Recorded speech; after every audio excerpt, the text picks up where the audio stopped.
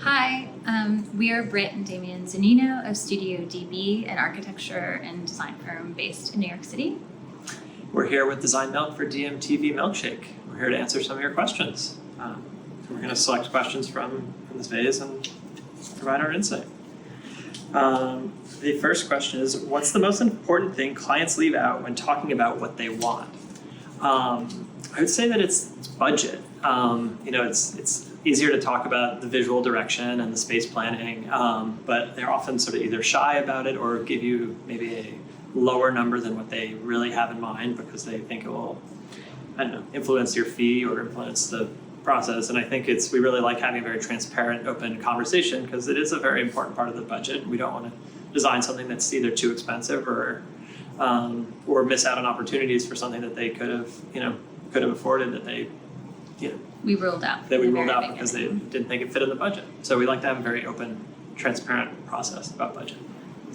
What's the first thing you notice about a poorly designed space? Flow of rooms. I think we really spend a lot of time designing a very sequential order of things. So really a great sense of entry, flow from room to room, everything being really considered and thoughtful. So when there's no sense of arrival, I think that's sort of a badly designed space. I think lighting also, if the lighting is really cool and not very flattering and just not very cozy, that can be problematic. I think also just bad moldings or generic moldings and baseboard and crown, those things just I think really differentiate a really poorly designed space from one that's more considered. You've talked about warmth as a goal of your residences.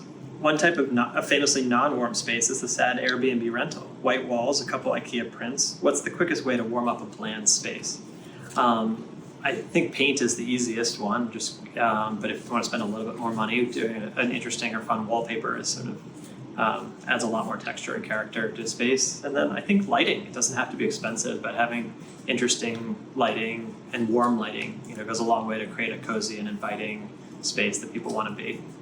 So. Yeah, there's so many great vendors, whether there's sort of bigger box stores or on Etsy. There's amazing lighting on Etsy that you can find from small companies, so that really can change your room for not very much money.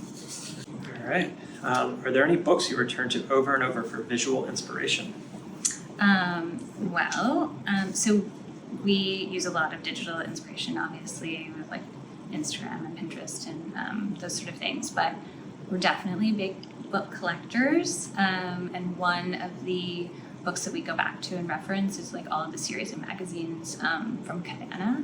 All of the environments are always so rich and layered and interesting, and they're all over the world, so you have a really great sense of how people are actually living and collecting in their homes.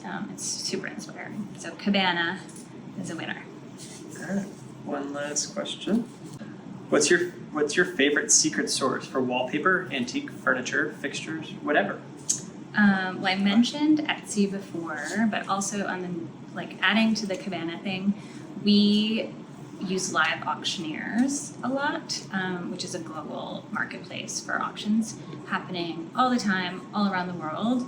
And it's really fun to just be able to peek into all of these different vintage furniture dealers and art and fashion, and it's happening all the time. Even in the middle of the night, you can find something. So, and you can get some amazing deals, and it's really this opportunity to really dig into the history of design. So there's so many amazing vintage pieces. So live auctioneers is one of my favorites and a slightly expensive habit I have. Those are our questions. Thank you so much for your questions, and thanks for having us. Thanks for joining us at our studio.